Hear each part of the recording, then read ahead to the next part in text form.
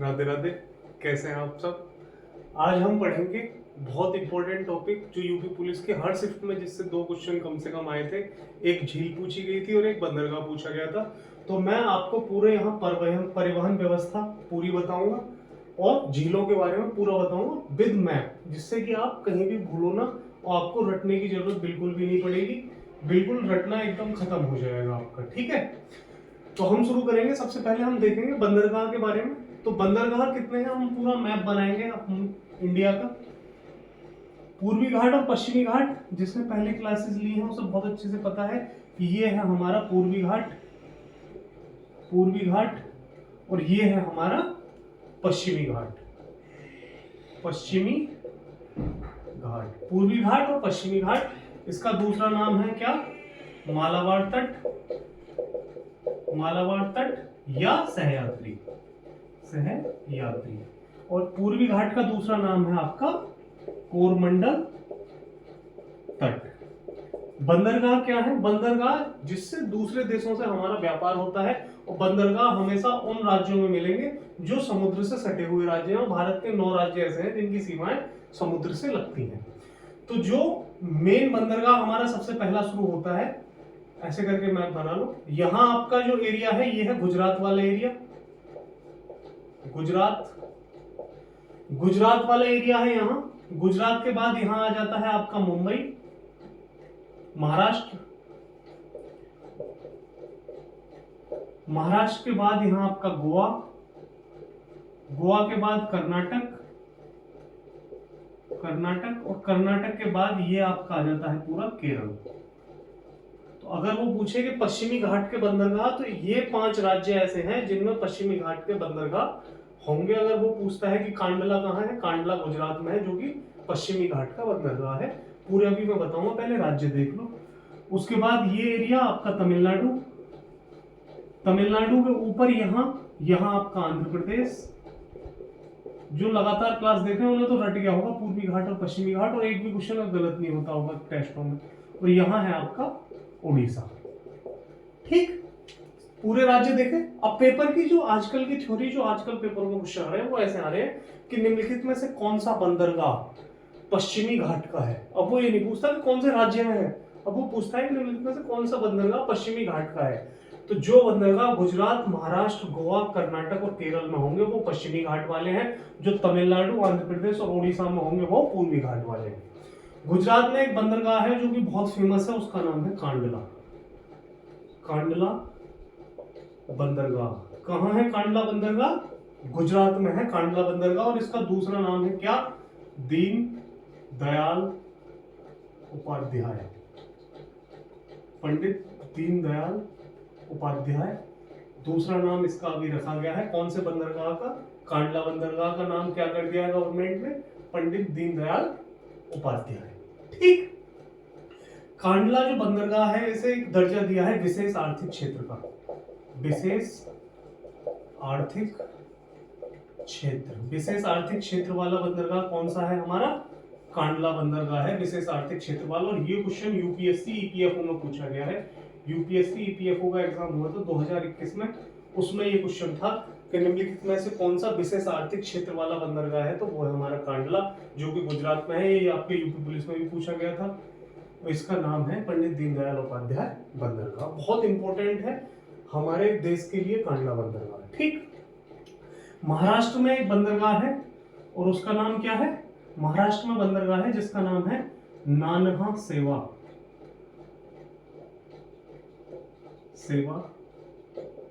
बंदरगाह या जवाहरलाल नेहरू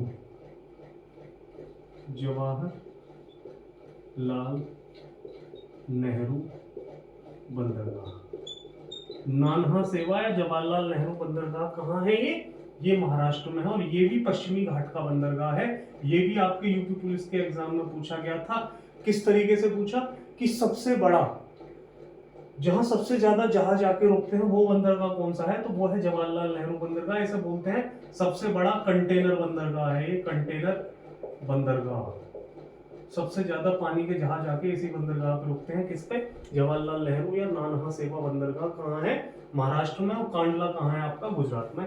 गोवा में एक बंदरगाह है जिसका नाम है मरमू गोवा। मरमू गोवा बंदरगाह कहाँ है? मरमू गोवा बंदरगाह ये है आपका गोवा में। केरल में एक बंदरगाह है जिसका नाम है कोचीन। कोचीन या कोच्चि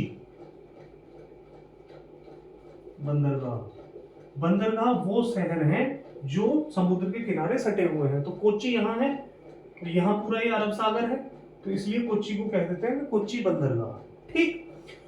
कोच्चि को बोलते हैं अरब सागर की रानी।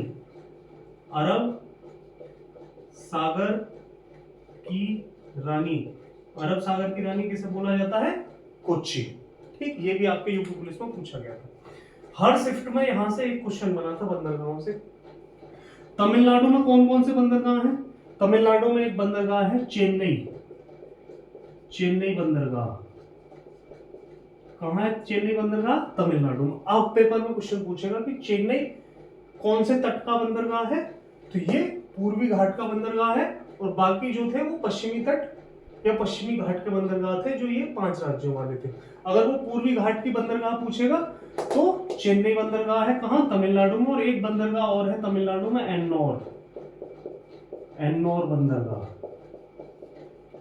अब क्लियर है ना? अगर आपसे पूछा जाता है कि निम्नलिखित में से कौन सा बंदरगाह पूर्वी घाट का बंदरगाह है, और वहां ऑप्शन दिए हों आपको, तो आप अब बिल्कुल आसानी से कर देंगे कि जो तमिलनाडु, आंध्र प्रदेश और उड़ीसा में वो पूर्वी घाट के हैं, जो गुजरात, महाराष्ट्र, गोवा, कर्नाटक और केरल में है वो पश्चिमी घाट के हैं। ठीक। एन्नौर और चेन्नई दोनों कहां हैं? तमिलनाडु में। कहां के बंदरगाह हैं? पूर्वी घाट के। आंध्र प्रदेश में एक बंदरगाह है जिसका नाम है विशाखापट्टनम। विशाखापट्टनम बंदरगाह। विशाखापट्टनम बंदरगाह कहां है? आंध्र प्रदेश में। और ओडिशा में एक बंदरगाह है जिसका नाम है पारादीप। पारादीप बंदरगाह। अगर किसी ने पेपर सेट लगाए हों अच्छी तरह से, तो ये क्वेश्चंस जरूर उन्हें देखने को मिला होगा। एक कि निम्नलिखित में से कौन से बंदरगाह पूर्वी घाट के बंदरगाह हैं, या निम्नलिखित में से कौन से बंदरगाह पश्चिमी घाट के बंदरगाह हैं। क्लियर हो गए? यही आपको याद रखने हैं। गुजरात में कांडला, महाराष्ट्र में नाना सेवा या जवाहरलाल नेहरू, इससे सबसे बड़ा कंटेनर बंदरगाह है, ये सबसे ज्यादा जहाज यहाँ आके रुकते हैं। गोवा में मरमू गोवा बंदरगाह। केरल में है हमारा कोचीन बंदरगाह जिसे अरब सागर की रानी भी बोलते हैं। तमिलनाडु में है चेन्नई बंदरगाह और एन्नौर बंदरगाह। आंध्र प्रदेश में है विशाखापट्टनम बंदरगाह। ओडिशा में है पारादीप बंदरगाह। ठीक। जो विशाखापट्टनम बंदरगाह है ये है प्राकृतिक बंदरगाह। प्राकृतिक, प्रकृति द्वारा निर्मित है, प्रकृति द्वारा। लेकिन चेन्नई बंदरगाह ये कृत्रिम है, बनाया गया है। बनाया गया है मानव द्वारा। चेन्नई बंदरगाह कैसा बंदरगाह है? कृत्रिम बंदरगाह है। और जवाहरलाल नेहरू भी कैसा बंदरगाह है? कृत्रिम बंदरगाह। पेपर में पूछा जाता है कि निम्नलिखित में से कौन सा बंदरगाह कृत्रिम बंदरगाह है, तो चेन्नई और नाना सेवा ये दोनों बंदरगाह कृत्रिम है, बनाए गए हैं मानव द्वारा। और विशाखापट्टनम का जो आंध्र प्रदेश है वो प्राकृतिक बंदरगाह है। ठीक। पूछा जाता है कि प्राइवेट क्षेत्र का, जो किसी का खुद का बंदरगाह है, निजी क्षेत्र का, वो है रिलायंस का। कौन सा? मुंद्रा, गुजरात में। मुंद्रा बंदरगाह गुजरात में, ये रिलायंस वालों का है, जो कि एक प्राइवेट बंदरगाह है। तो ये क्वेश्चंस जो बंदरगाह से आपको कहीं भी आ सकते थे वो ये हैं। अच्छी तरह से याद रखना। हर जगह आजकल देखने को मिल रहे हैं, क्योंकि हर किसी को किताब की थ्योरी से याद नहीं हो सकते। मैंने आपको बिल्कुल ऐसे बताया जैसे खुद मैं याद करता हूँ चीजें। अब आप कभी भूलोगे नहीं बंदरगाह। अब हम देखेंगे झीलें। बंदरगाह के बाद हमें तुरंत झील देखनी है झीलें, क्योंकि जैसे बंदरगाह याद की है ऐसे ही हर राज्य की हमें झील याद करनी है डायरेक्ट। ठीक। बना लो, मैप बनाओ। यहाँ ये थोड़ा सा ऐसे करके हमें चलना है।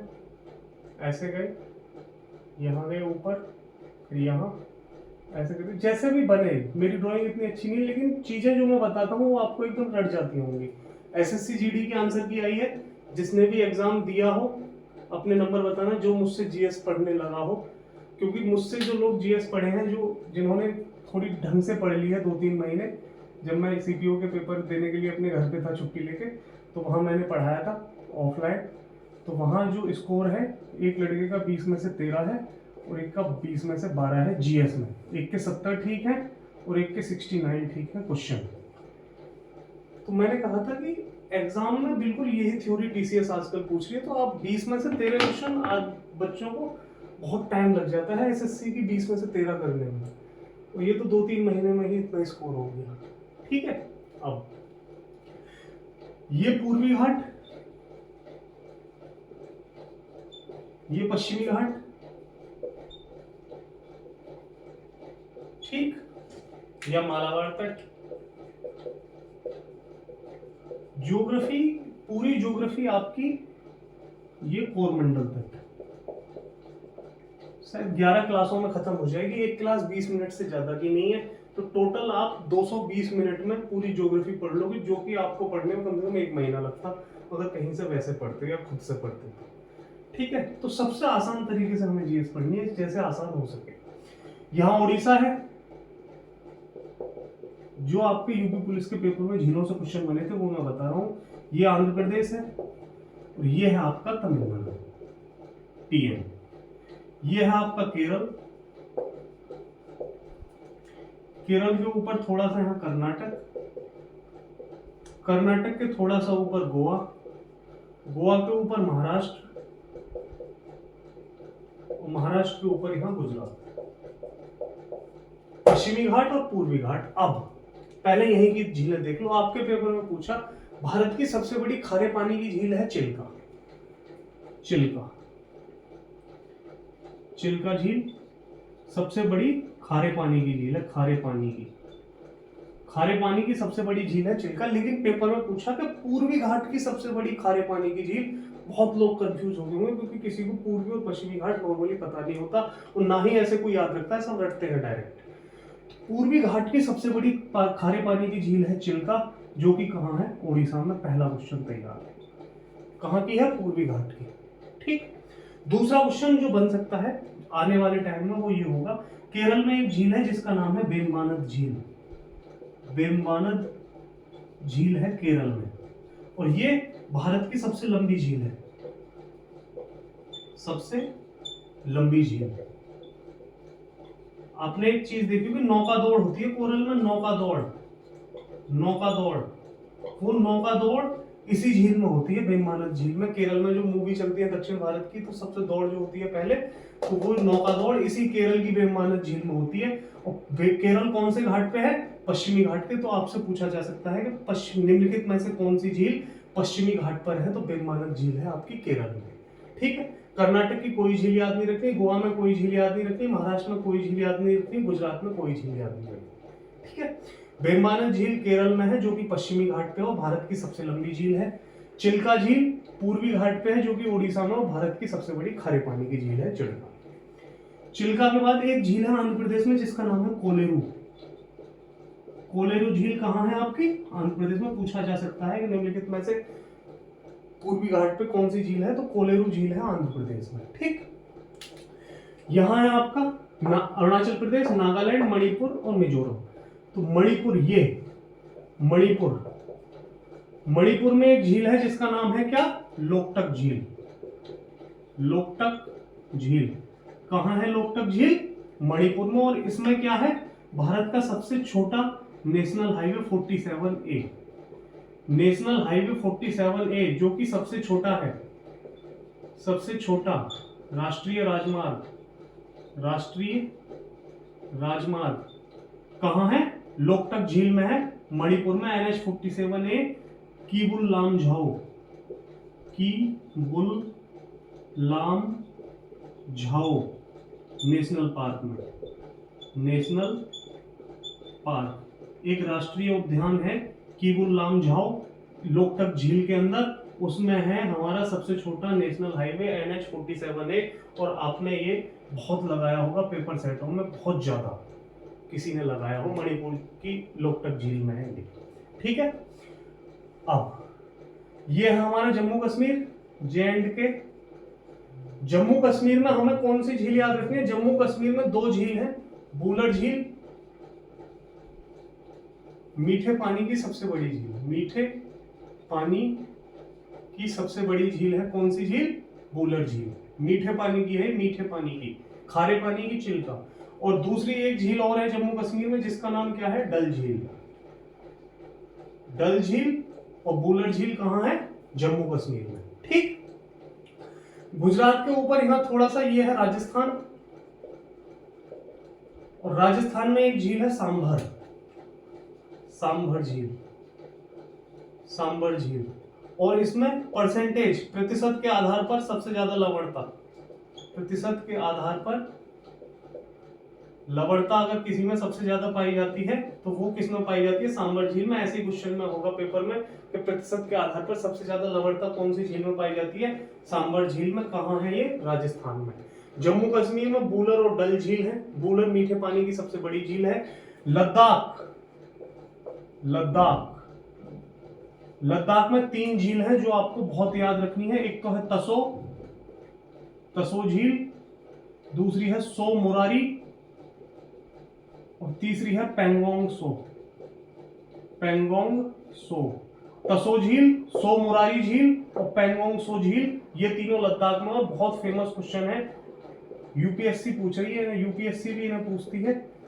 कौन कौन सी है लद्दाख में? तसो, सो मोरारी और पेंगोंग सो कहाँ है? लद्दाख में। तो ये झीलें हैं जो आपके एग्जाम में कहीं भी आ सकती हैं। झील और बंदरगाह हमने पढ़ लिए पूरे, जो आपके एग्जाम में कहीं भी आने वाले क्वेश्चन थे। और हर शिफ्ट में 2-2 क्वेश्चन ये आए भी थे आपके पेपरों में।